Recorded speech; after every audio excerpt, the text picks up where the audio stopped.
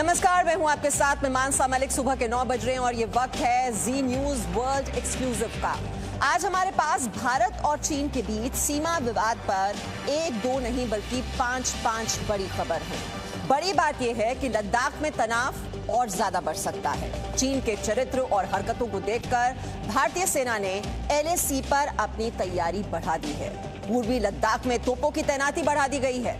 इस बीच भारतीय सेना के उत्तरी कमान के प्रमुख लेफ्टिनेंट जनरल वाई.के. जोशी दिल्ली पहुंच गए हैं। हालात बिगड़ने के संकेत इस बात से मिल रहे हैं कि चीन की सेना पेंगोंग में फिंगर फोर से पीछे हटने से इनकार कर रही है। ये बहुत बड़ी खबर है और इसके बारे में जी न्यूज ने आपको आज से 15 दिन पहले ही बता दिया था। याद कीजिए, जब ये बताई गया था कि चीन के सैनिक अभी पीछे नहीं हट रहे हैं। आप याद कीजिए, जब बाकी चैनल आपको ये बता रहे थे कि चीन के सैनिक एलएसी से पीछे हटे, तब जी न्यूज एकमात्र चैनल था जो ये कह रहा था कि चीन के सैनिक न तो अभी पीछे हट रहे हैं और न ही तनाव अभी खत्म होने वाला है। और आप देख रहे हैं कि तनाव अभी ये खत्म हो जाएगा, ऐसी सूरत नजर नहीं आ रही है। तो सबसे पहले आपको भारत और चीन के बीच तनाव पर 5 बड़ी खबर बता देते हैं। पहली बड़ी खबर यह है कि लद्दाख में भारतीय सेना ने बहुत बड़ी तैयारी की है। दूसरी बड़ी खबर, पूर्वी लद्दाख में तोपों की तैनाती बढ़ाई गई है। तीसरी बड़ी खबर, चीन ने फिंगर फोर से पीछे हटने से इनकार कर दिया है। देखिए, ये 4 स्तर की ये बातचीत, अभी तक कोर कमांडर की बातचीत हो चुकी है दोनों देशों के बीच। तो सहमति तो यही बनी थी कि फिंगर फोर से पीछे हटेगी चीनी सेना, लेकिन उसने अब पीछे हटते इनकार कर दिया है। चौथी बड़ी खबर यह है कि भारतीय सेना के उत्तरी कमान के प्रमुख दिल्ली पहुंचे। और 5वीं बड़ी खबर यह है कि एलएसी पर तनाव के बीच रक्षा मंत्री राजनाथ सिंह कल से लद्दाख के दौरे पर होंगे। तो लद्दाख में भारतीय सेना की बहुत बड़ी तैयारी है और जैसा कि हमने आपको बताया कि पीछे हटने के लिए तैयार नहीं है फिंगर फोर से चीनी सेना। और इन 5 बड़ी खबर का मतलब समझाने के लिए हमारे साथ लेह से जी न्यूज संवाददाता कृष्ण मोहन मिश्रा इस वक्त जुड़े हुए हैं और साथ ही हम चर्चा करेंगे, समझने की कोशिश करेंगे कि चीनी सेना अगर पीछे हटने के लिए तैयार नहीं है तो इसके क्या मायने निकाले जाएं। और ये समझने के लिए हमारे साथ 2 मेहमान भी जुड़ रहे हैं। लेकिन चर्चा आरंभ करें इससे पहले आपके लिए ये जानना भी जरूरी है कि जब बाकी चैनल लद्दाख में तनाव पर आपको भ्रमित कर रहे हैं तो सिर्फ जी न्यूज आपको पूरी प्रामाणिकता के साथ खबर दिखा रहा है। और इस बात का सबसे बड़ा उदाहरण है आज की सबसे बड़ी खबर। आप याद कीजिए, जब बाकी चैनल ये दिखा रहे थे कि चीन के सैनिक एलएसी से पीछे हटे और अब दोनों देशों के बीच तनाव खत्म हो गया, तब जी न्यूज लगातार आपको कह रहा था कि आप चीन पर भरोसा मत कीजिए, वो तैयार नहीं है अभी पीछे हटने के लिए। अभी ये जो लड़ाई है दोनों देशों के बीच लंबी जारी रहेगी, सैनिक अभी पीछे हटने के लिए तैयार नहीं है और दोनों देशों के बीच ये तनाव अभी लंबा चलेगा। ये बात 1 जुलाई की है और आज फिर से हम आपको वही खबर दिखा रहे हैं कि दोनों देशों के बीच तनाव अभी खत्म नहीं हुआ है। तो आज की सबसे बड़ी खबर यह है कि भारत और चीन के बीच सीमा विवाद सुलझने में अभी बहुत लंबा समय लग सकता है। आप में से जो लोग ये उम्मीद करे बैठे थे कि ये बहुत जल्द सुलझ जाएगा, कुछ हफ्तों की बात है या कुछ महीनों की बात है, तो आज हम आपको ये बताना चाहते हैं कि जो संकेत हमें मिल रहे हैं उससे ये लगता है कि ये मामला अभी बहुत आगे तक जाएगा, ये लड़ाई बहुत लंबी चलने वाली है। इसलिए आप अपनी तैयारी अच्छी तरह से ठीक से करके रखिए। यानी दोनों देशों की सेनाएं अभी काफी समय तक ऐसे ही एक दूसरे के आमने सामने तैनात रहेंगी और हो सकता है कि सर्दियों से पहले इस विवाद का कोई हल ना निकले या हो सकता है उससे भी ज्यादा। और इस वक्त ज्यादा जानकारी के लिए हम रुख कर लेते हैं हमारे सहयोगी लेह से कृष्ण मोहन मिश्रा इस वक्त हमारे साथ हैं। कृष्ण, जो बात हम लगातार कह रहे थे कि ये जो तनाव है अभी लंबा खिंचेगा, इतनी आसानी से चीन मानने वाला नहीं है, क्योंकि जो धोखेबाजी है वो तो चीन के डीएनए में शामिल है। वो बोलता कुछ है, करता कुछ है और दिखाता कुछ है। मीमांसा जी न्यूज़ लगातार इस बात को कहता रहा कि फिंगर 4 जो पेंगोंग त्से की फिंगर 4 पहाड़ी है उस पर चीन ने कब्जा किया हुआ है, मोर्चे बनाए हुए हैं और वहां से पीछे हटने को तैयार नहीं है। 4 राउंड की कोर कमांडर लेवल की बात हो चुकी है, उससे छोटे लेवल के जो कमांडर्स हैं उनकी कई बार बात हो चुकी है, इससे ज्यादा बार।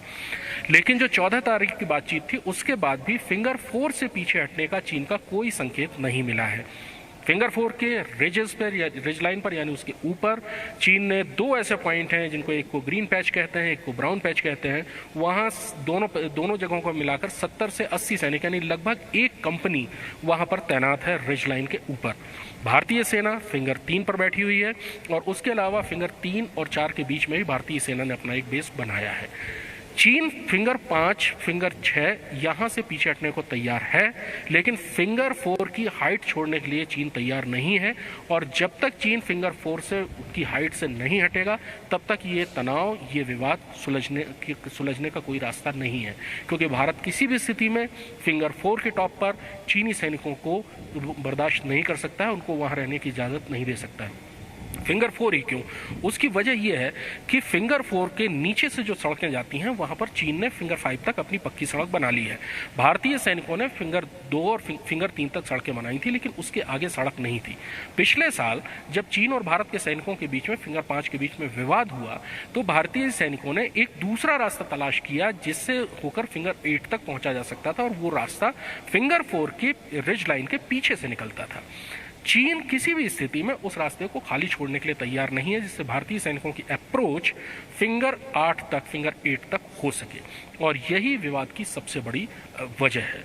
3 जो और फ्लैश पॉइंट थे, यानी गलवान घाटी में पेट्रोलिंग पॉइंट 14, हॉट स्प्रिंग में पेट्रोलिंग पॉइंट 15 और गोगरा में पेट्रोलिंग पॉइंट 17A, इनमें से गलवान घाटी से सैनिक पीछे हटे, PP-14 से चीनी सैनिक पीछे हटे हैं, 1 से 1.5 किलोमीटर पीछे हटे हैं।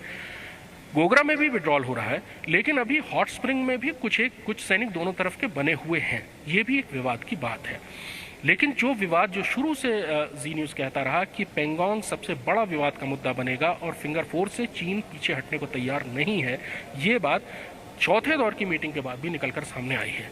चौथे दौर की मीटिंग जो कि लगभग 14 घंटे से भी ज़्यादा चली, 14.5 घंटे तक चली, उसमें डिसएंगेजमेंट की टाइमलाइन पर बहुत सारा डिस्कस हुआ है कि अलग अलग जगहों से किस टाइमलाइन के हिसाब से, किस समयावधि के हिसाब से सैनिक पीछे हटेंगे। लेकिन बोन ऑफ कंटेंशन, जो सबसे बड़ी गांठ है, जो सबसे उलझा हुआ मुद्दा है, वो फिंगर 4 की पहाड़ी के ऊपर बैठे हुए चीनी सैनिक है, जिस स्थिति से भारत कभी भी समझौता कर नहीं सकता है। इसलिए भारतीय सेना की तैनाती भी बढ़ रही है। जी मीमांसा जी, और इस वक्त हमारे साथ गुरजीत सिंह, पूर्व राजनयिक, भी जुड़ चुके हैं इस चर्चा में, और साथ ही साथ तेज टिक्कू, रक्षा विशेषज्ञ, कर्नल रिटायर्ड, वो भी इस वक्त हमारे साथ जुड़े हुए हैं। कर्नल तेज टिक्कू, अब 14 घंटे से ज्यादा ये मैराथन बैठक हम देख चुके हैं कि ये 4 दौर की बातचीत, कोर कमांडर स्तर की बातचीत दोनों देशों के बीच हो चुकी है, लेकिन चीन तो अभी भी राजी नहीं हो रहा है। इरादे आखिरकार हैं क्या, मंशा है क्या चीन की? देखिए, मुझे लगता है कि इस बार जो चाइना ने किया है, मुझे लगता है कि हमें इतनी अपेक्षा नहीं रखनी चाहिए थी कि मामला इतना आसानी से सुलझ जाएगा, क्योंकि चाइना हर साल इंकर्शन करता है, वापस चला जाता है, लेकिन इस बार जो चाइना ने इंकर्जन से पहले कार्रवाई करी वो काफ़ी अब संकेत देती है इस बात का कि चाइना के दिमाग में कुछ और घूम रहा है, जो इंडिया पहले शायद रीड नहीं कर पाया, लेकिन अब रीड कर पा रहा है ठीक तरह से। पहली बात है, उन्होंने एक मैसिव एक्सरसाइज करी तिब्बतन प्लेटू के अंदर, गलवान, गोगरा, हॉट स्प्रिंग्स के पीछे, तो उनके ट्रूप्स ऑलरेडी आ चुके थे, टैंक्स थे, आर्टिलरी थे, सब कुछ था एक बड़ी लड़ाई के लिए। उसके बाद उन्होंने फिंगर 4 तक, फिंगर 5 में फोर्टिफिकेशन बनाई, लेकिन सबसे डेंजरस मामला जो है 2 चीज़ का था। एक तो PP-14 पर उन्होंने फोर्टिफिकेशन बनाई, जो कि फिर एक कन्फ्लिक्ट का बहुत बड़ा मुद्दा बना, और वहाँ पर चाइना ने एक बहुत ही गलत तरीके से हमारे ट्रूप्स को एम्बुश किया, जबकि ट्रूप्स के पास हथियार यूज़ करने का हुक्म नहीं था। और फिंगर 5 के पास जो उन्होंने फोर्टिफिकेशन बनाई, चलो वो फोर्टिफिकेशन भी दूर हटा, लेकिन जो उन्होंने रीज लाइन के ऊपर अपने ट्रूप्स डिप्लॉय किए हैं वो बहुत खतरनाक मामला। देखिए पहाड़ों के अंदर अगर आप डोमिनेटिंग हाइट्स को पकड़ते हैं, फिर किसी और के लिए वो रास्ते और वो पेट्रोलिंग रूट्स इस्तेमाल करना तकरीबन नामुमकिन हो जाता है। तो मैं मानता हूं कि चाइना कुछ और ही सोच रहा है। मुझे लगता है वो इस समर में तो ये मामला सुलझेगा नहीं, और मैं तो ये भी कह रहा हूं कि चाइना की मुझे लगता है कुछ और प्लानिंग है, और वो नहीं चाहता कि गिलगित सिकरदू के ऊपर जो थोड़ा बहुत उनका अभी कंट्रोल है उसको वो बढ़ाना चाहते हैं। इस वजह से मुझे लगता है कि ये मामला जो है शायद अक्टूबर नवंबर के महीने में एक बहुत बड़ा कन्फ्लिक्ट भी बन सकता है, क्योंकि चाइना की मंशा इस बार कुछ और है। जी गुरजीत सिंह जी, यहाँ पे जो LAC जो है वो परिभाषित नहीं है। अब उसकी जो इंटरप्रिटेशन चीन की हमेशा इस इलाके में रही है, वो तो फिंगर 2 तक अपना कब्जा जमाने की कोशिश करता रहा है, और फिंगर 4 के इलाके में पोस्ट्स बनाई गई हैं, परमानेंट स्ट्रक्चर्स पहले खड़ा करने की कोशिश की गई थी, जो कि डोकलाम स्टैंड ऑफ के दौरान हमने देखा था। तो वो तो हमेशा आगे बढ़ने की कोशिश करता रहा है, और जो सड़क निर्माण है वो चीन की ओर से फिंगर 4 के इलाके के पास उस वहां मौजूद है, और इसी का फायदा उठाने की कोशिश बार बार चीन करता है। मैं आपसे सहमत हूं, और ये हमारे देश के लिए एक गंभीर स्थिति है, क्योंकि जो चीन अब लद्दाख में कर रहा है वो पहले से अलग है। क्योंकि पहले होता था कि चीन आता था, इंकर्शन करता था, चले जाता था बातचीत के बाद, कभी बिना बातचीत के भी। और लेकिन अब जो एरिया है जहां पर भारत के पेट्रोल सालों तक जा रहे हैं, वहां पर चीन ने अपने डेरा जमा लिया, और कई स्तरों पे जैसे आपने बताया बातचीत होती है उच्च स्तर पर, लेकिन उसकी जो ग्राउंड लेवल वेरिफिकेशन है वो नहीं हो पाती है, क्योंकि चीन वहां से वापस नहीं हटता है जैसे आपने करवाया। इसलिए हमें बातचीत करते रहना चाहिए, लेकिन ग्राउंड वेरिफिकेशन हमें करनी चाहिए हर समय। इसलिए हम कह रहे हैं कि हमारी बातचीत उच्च स्तर तक की हुई, लेकिन फिंगर 4 से ये पीछे नहीं जा रहे। और भी कई जगह हमें मिलेंगी, ये नहीं हटेंगे, क्योंकि चीन की मंशा सफा है। उसको ये जो दौलत बेग ओल्डी वाली सड़क है उससे बड़ा दुख हो रहा है, क्योंकि वो समझता है ये उसके लिए खतरा बन गया। तो वो उसके ऊपर नजर रखना चाहिए, इसलिए गलवान और अलग अलग जगहों पे वो ऊपर बैठना चाहता है, और पैंगोंग को कंट्रोल करना चाहता है। इसलिए उसने ये साजिश रची हुई है, और जब ये साजिश वो इंप्लीमेंट कर रहा है वो छोड़ेगा क्यों? इसलिए हमें कोई और चीजें सोचनी पड़ेगी कि उनको हम कैसे पीछे धकेलें। ठीक है, आगे अब ये क्या रणनीति होनी चाहिए, प्लान ऑफ एक्शन क्या होना चाहिए? वैसे तैयारी दिखाई भी दे रही है। जानकारी ये मिल रही है कि भारत और चीन के बीच ये कमांडर स्तर की वार्ता पर NSA की चर्चा हुई है। कमांडर स्तर की वार्ता के बाद national security advisor Ajit Doval ने अधिकारियों से चर्चा की है। इस बैठक में आपको बता दें, कैबिनेट सचिव, गृह सचिव, विदेश मंत्रालय के प्रतिनिधि शामिल हुए। 14-15 जुलाई को भारत और चीन के कमांडर्स के बीच ये 15 घंटे बातचीत चली थी, और अब जो NSA हैं उनको ये पूरी ब्रीफिंग दी जा रही है, क्योंकि कोर कमांडर स्तर की ये 4 दौर की बातचीत हो चुकी हैं। कृष्ण मोहन मिश्रा हमारे साथ हैं। कृष्ण मोहन मिश्रा, अब जो NSA हैं वो भी एक्टिव हो गए हैं, उनको पूरी बकायदा ब्रीफिंग की जा रही है कि क्या क्या हुआ उस बैठक में और अब आगे क्या करना है। दरअसल NSA ही चाइना स्टडी ग्रुप को हेड करते हैं, जो कि चीन से संबंधित जो भी मसले होते हैं उनकी हाईएस्ट बॉडी है। NSA जाहिर सी बात है कि देश की सुरक्षा के लिहाज से सबसे बड़ा और सबसे जिम्मेदारी का पद है, और वो इन सारी चीज़ों से बहुत गहराई से जुड़े हुए हैं।